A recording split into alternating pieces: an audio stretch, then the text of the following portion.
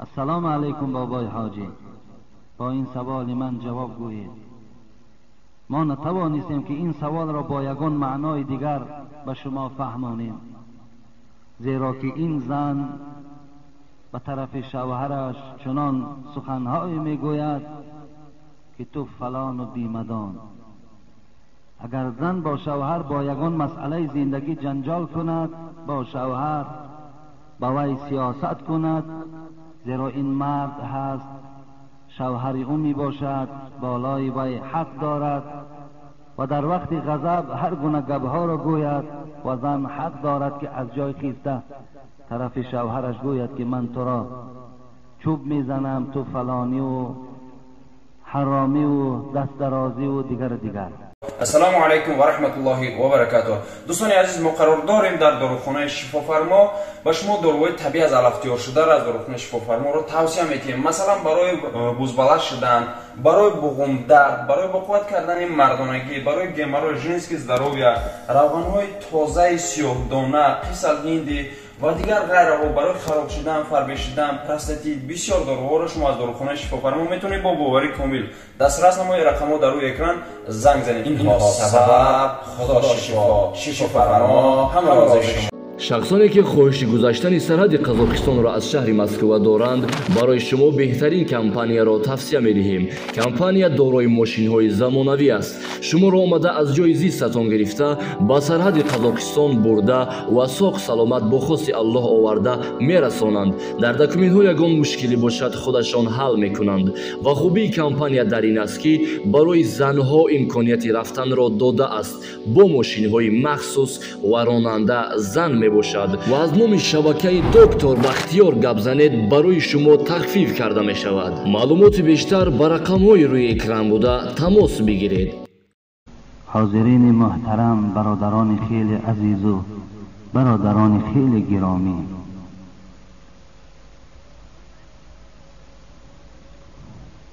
همه شما را به این روز شریف، به این روز عزیز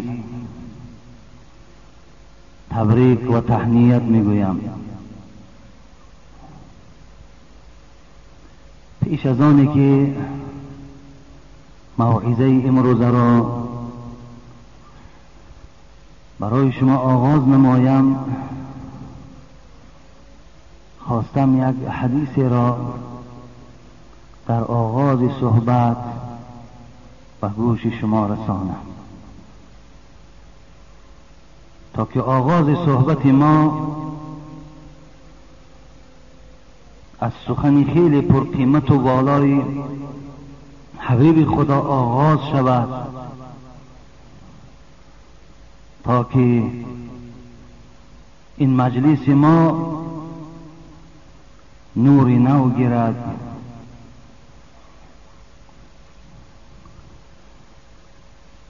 و تا که اجر و پاداش در این روز باز بیشتر شود.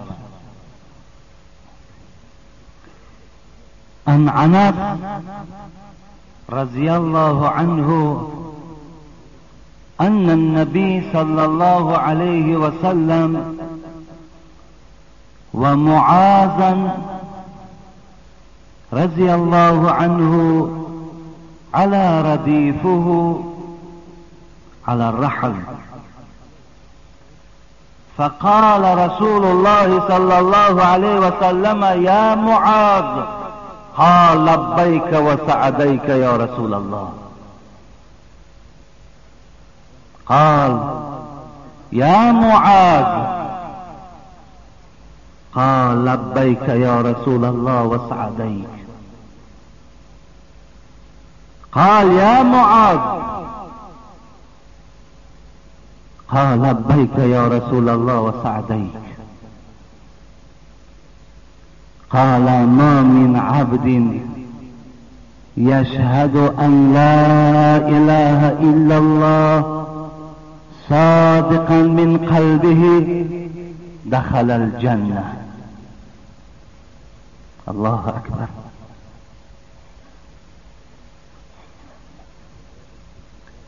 حضرت انس میگوید بار حبیب خدا بالای یک خر سوار شدند. از پس پشت مبارک حبیب خدا حضرت معاذ ابن جبل سوار شدند. چه مبارک معاذ بود است، چه جسم مبارک جسم معاذ ابن جبل از پشت پیغمبر خدا در بالای یک خر سوار شدند. حضرت معاذ محبوب رسول اکرم که بود، دستهاش در شانه پیغمبر می گذاشت، میان پیغمبر در آغوش می گرفت. می دانست که این پیوست شدن با پیغمبر خدا این نجات از آتش دوزخ است. معاذ ابن جبل جوان بودند، 18 ساله بودند اسلام قبول کردند. 18 ساله جوان راه طاعت امروز گیر که فردا نآید بکار.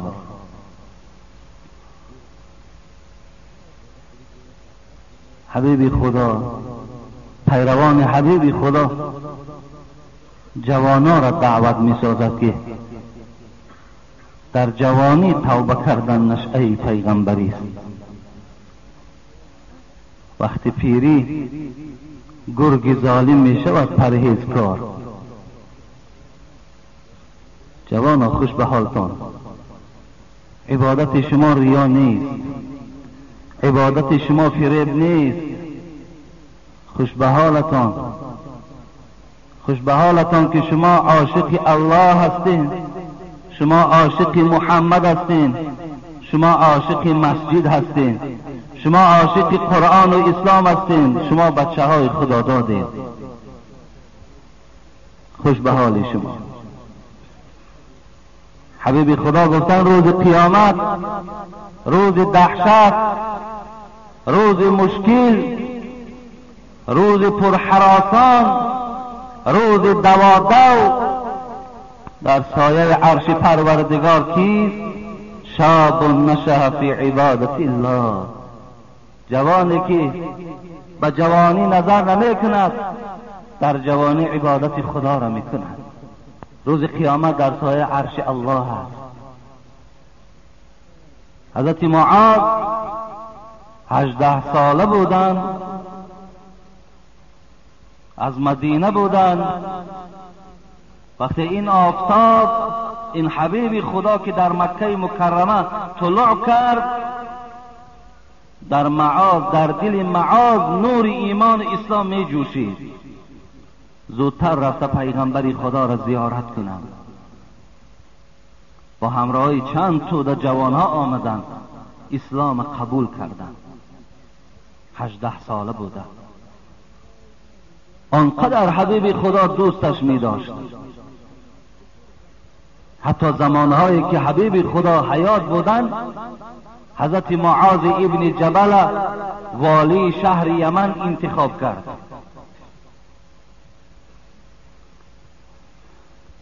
158 حدیث از پیغمبر خدا روایت کردگی هستند. سین مبارکش به 34 رسید. در فلسطین بود، تقدیر الهی بود، در کسل وبا گرفتار شد. 34 ساله بودند. وقتی به یمن پیغمبر خدا روانش کرد، زن و کودک او در مدینه بود. گفت معاذ یکی از کسانی بود که اعلم امتی بالحلال والحرام معاذ ابن الجبل. پیغمبر خدا گفت داناترین امت من از روی جدا کردن حلال و حرام این معاذ ابن جبل است. بسیار با وفا بودند، بسیار خوش صورت بودند، بسیار علم بلند داشتند، بسیار حلیم بودند. صفت زیباییش کتاب دم میکنند. وقتی به یمن پیغمبر خدا والی و یمن انتخابش کرد، او معاذ گفت ما به تو خدا حافظی میکنیم، زیرا که گذرگاه تو فقط از قبر من میشود، بعد این مرا نمیبینی. این از معجزه پیغمبر خدا بود. همچنان هم شد.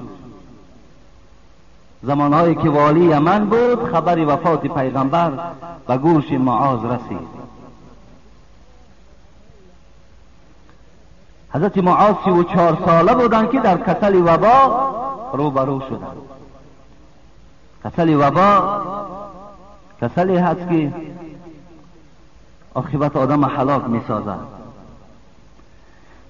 دم آخیرش بود، میگوید دستش برداشت و گفت خدایا، گفت این دنیا را به خاطر زیباییش دوست نمیدارم، به خاطر درخت و بستان سراها و به خاطر طعامهای رنگابرنگش دوست نمیدارم. فقط دنیا را گفت دوست میداشتم به خاطر که در این دنیا عبادت تو را میکردم، به این خاطر دنیا را دوست میداشتم.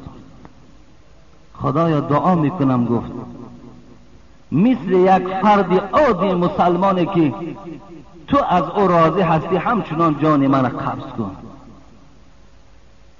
این سخنهایی بود که حالت مرگ حضرت معاذ از زبانش راندند. آنقدر جوانی با غیرت بودند. وقتی ایمان آوردن، میگوید به مکه مکرمه آمدن، به مدینه منوره به وطنش آمدن. عامر ابن جموح که آینده بسیار خدمتگار خوب بود، از جمله مشرکان بود، بت پرست بود.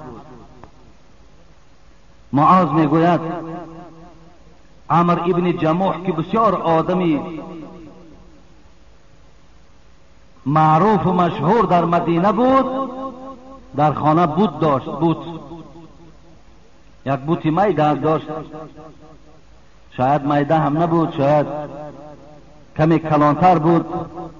عمر ابن جموح از بس که خدا را نمیشناخت آن زمانها، هر روز میگوید همین بوت لباس نو میپوشانید، خوشبوییش میزد. از همین سنگی که از او هیچ حاصل نیست مراد طلب میکرد، حاجت طلب میکرد. معاذ ابن جبل جوان بودن، این حالت از عمر ابن جموح میدیدند، بسیار ناراحت میشدند. بناگاه غیرت ایمانی جوش زد و شب عمر ابن جموح را وقتی که خواب برد، همان بوت برداشت، معاذ آورد در همون کثافت خانه، گفتگی جایی که تمامی غجدی ها را میپرتایند همونجا پرتافتش. عمر ابن جموح سحر بیدار شد، نزد خدای خدا کن همون بود میرفت. آمد که بود درکش نیست. اطرافای خانه را جستجو کرد، آخر آمد که در کثافت خانه هست. باز باید تازه کرد، شست، لباسی نو پوشانید، خوشبویی زد و باز در جاش گذاشت و عبادت کردن گرفت. که اینجا نعمت اسلام را ببینین که خدا شخصی را که گمراه کند، اگر تمام عالم او را دعوت کنند و هدایت نمی‌یابد تا زمانی که الله نخواهد. یک سنگ نه قدرت دارد، نه قوت دارد، نه منفعت دارد، نه ضرر دارد، از اما حاجت طلب میکنی. سنگی که خودت به دست خودت میتراشی تیار میکنی. دویم شب معاذ این عمل تکرار کرد، باز برد در همون کثافت خانه پرتافت. عمر ابن جموح این دفعه بسیار غضبناک شد، گفت قسم به نام تو، گفت ای بود، اگر یابم که این عمل نسبت تو روا میبیند، سختترین جزا را به او جاری میکنم. شب سیوم معاذ ابن جبل باز آمد، میگوید همون بوتی او را گرفت و این دفعه با یک سگ مردگی که در همون کثافت خانه پرتافته بود، هر دوشا یک جای در بند میگه بست و پرتافت شد. این دفعه آمد عمر ابن جموح حالت دید، گفت اگر تو خدا می شدی در پهلوی این سگ مرده هیچ وقت تا روز تو نمی خوابیدی، لیکن تو خدا نبوده، تو منفعت نداری. گفت از این روز اعتباراً من از تو حاجت طلب نمی کنم. این سببی هدایت عمرو ابن جموح معاذ ابن جبل شد.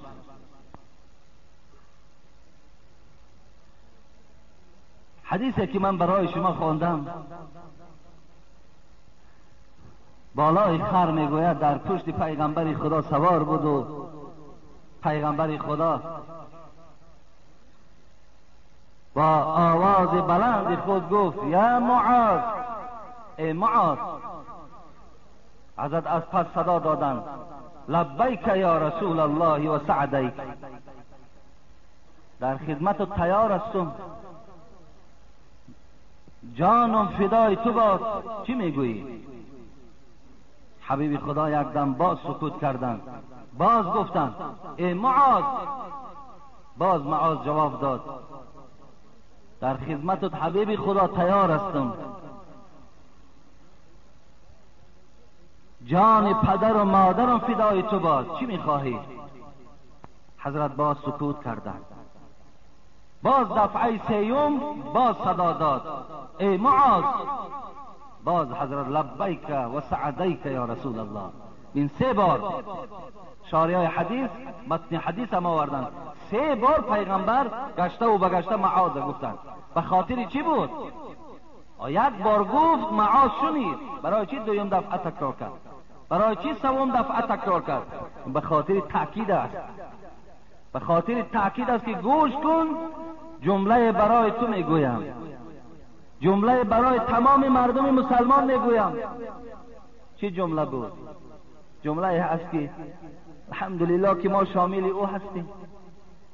الحمدلله از خبر نیک آخرت ما و شما را خبر میدهد. چی میگوید؟ ما من عبد یشهد ان لا اله الا الله صادقا من قلبه دخل الجنه. گورا گفت با تمام مردم مسلمان اعلان کن، هر کسی که میگوید لا اله الا الله، نیست خدای مگر الله یک و یگانه است و یک بودن و یگانه بودن پروردگار از تحت دل قبول دارد، بشارت الله است. به اونها بگو که فردا وارد جنت میشوند، وارد جنت میشوند. هر کسی که لا اله الا الله میگفته است، به یگانگی الله باوری دارد، وارد جنت میشوند. جنتی که امروز ما برای او اگرچند عبادت‌های خیلی ضعیفانه داریم، نه آنقدر فکر جنت ما و شما را مفتون خودش کرده است چگونه که صحابه ها را مفتون کرده بود. همون جنت نصیب کی است؟ آن کسی که لا اله الا الله میگوید. تا رسول الله میگوید لقنوا موتاکم لا اله الا الله، من کان آخر کلامه لا اله الا الله دخل الجنه. حتی شما بیماری هایی که در حالت نزع جان باشند، رسول الله میگوید در بیخ گوش اونها گوید لا اله الا الله. و حبیب خدا گفت کسی در آخران لحظه حیاتش میگوید لا اله الا الله، جنت میرود. آخران لحظه حیات ما.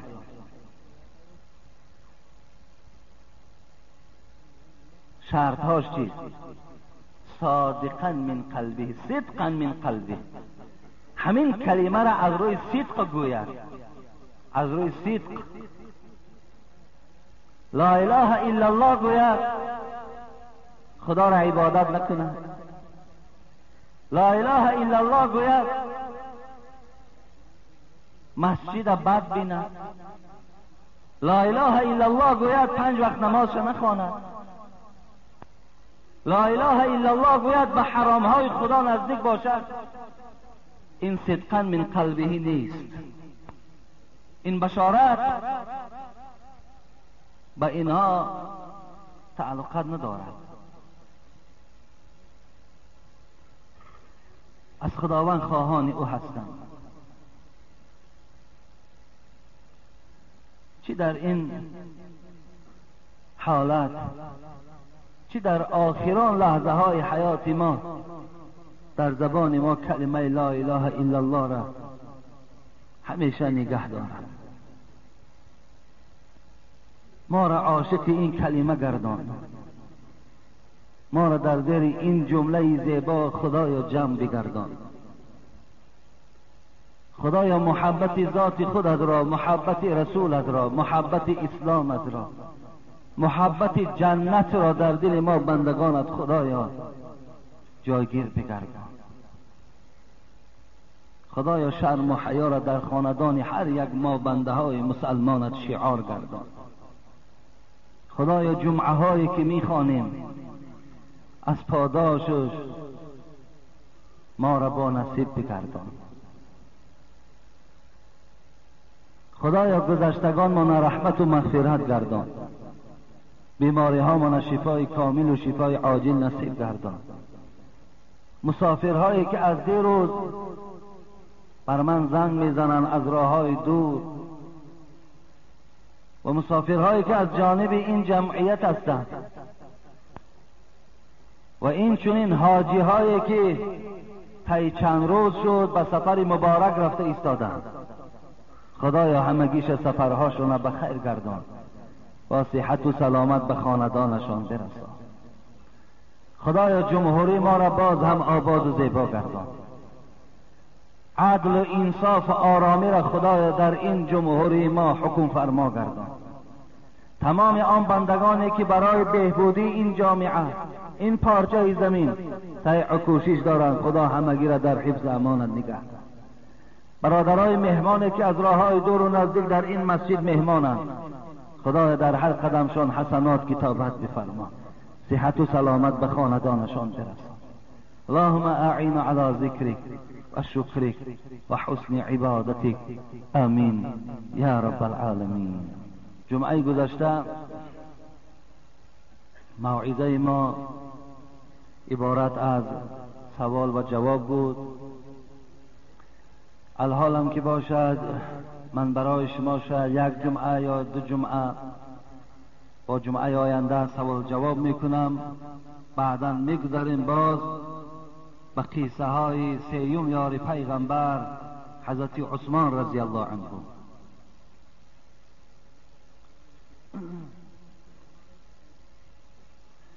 به نام خداوند بخشنده و مهربان. این سوال جمعه گذشته آمده است. السلام علیکم بابای حاجی، با این سوال من جواب گویید.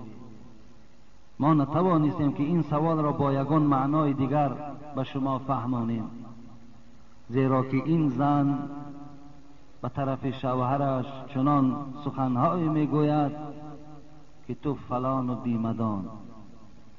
اگر زن با شوهر با یگان مسئله زندگی جنجال کند، با شوهر با وی سیاست کند، زیرا این مرد هست شوهر او می باشد، بالای وی حق دارد و در وقت غضب هر گونه گبها را گوید و زن حق دارد که از جای خیسته طرف شوهرش گوید که من تو را چوب میزنم، تو فلانی و حرامی و دست درازی و دیگر. طول 10 سال هست که این مرد با این زن زندگی دارد. هر وقتا که آنها گپ گریزی کنند، قریب در همه این زن همین گپ ها را میگوید طرف شوهرش. آنها صاحب 3 فرزند می باشد. این زن چه حکم دارد در اسلام؟ التماس پرتر جواب گویید. دویم سوال من این است، من میدانم شما تفسیر کننده شعرها نیستید و از شما بسیار خواهش میکنم که من معنای این شعر را نفهمیدم، میخواهم که از زبان شما شنوم. از شما بخشش میپرسم، التماس شعر نوشتگی مرا فهمانید. ناکرده گناه در این جهان کیست بگو، آن کس که گناه نکرد چون زیست بگو. من بد کنم و تو بد مکافات دهی، پس فرق میان من و تو چیست بگو. عمر خیام. بسیار التماس میکنم پرتر جواب گوید که جواب شما را انتظارم. و همه سوالمون پر است، هر سوالی دادیم پره جواب شد. ما با 3 سوال از جمعه را خاتمه میبخشیم، ولی هم پره نیست.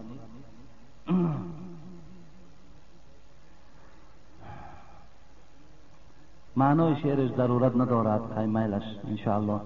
من یک موضوع تقدیر دارم، ولی درباره تقدیر گپ میزنم.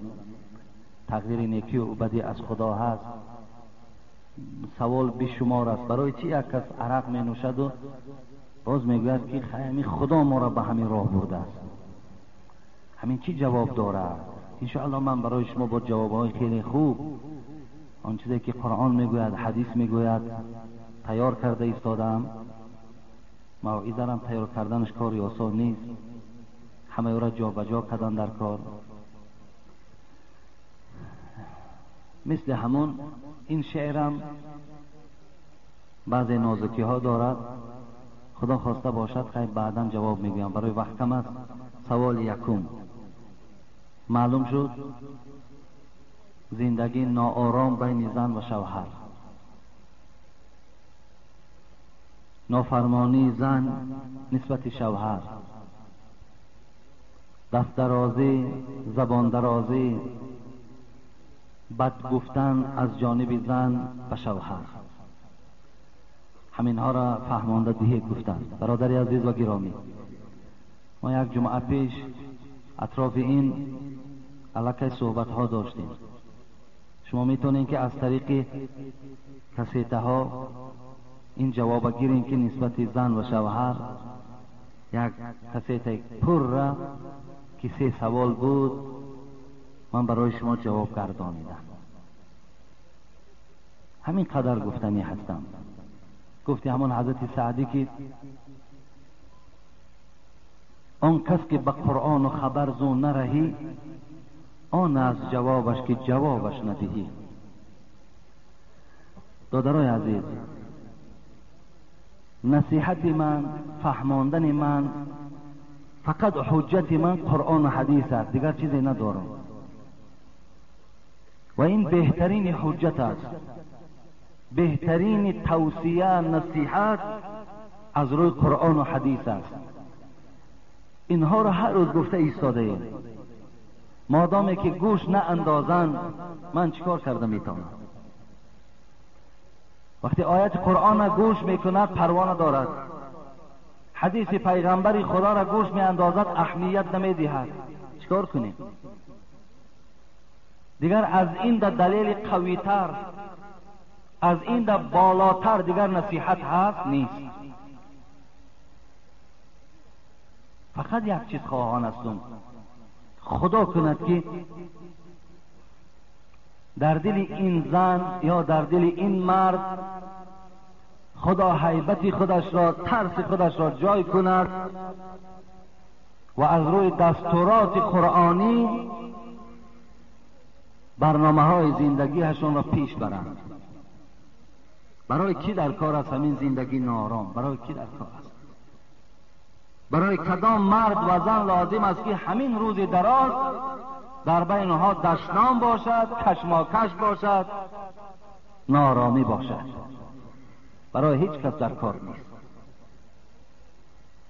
برای چی ما زندگی های پیغمبر خدا را برای خودمان در خاندانمان جاری نمی سازیم؟ ای برادرای عزیز، ای خواهرای مهربان، برای چی؟ و چرا حضرت انس میگوید 10 ساله که آب طهارت به پیغمبر دادم، بار در خانه پیغمبر خدا صدای دشنام نبرآمد. بار یک دیگر حتی یک سخن پسترین، حتی دشنام و قبیح و حتی سخنی سخت نگفتم. برای چی نگفتم؟ آخر حیات پیغمبر برای ما باید عبرت باشه.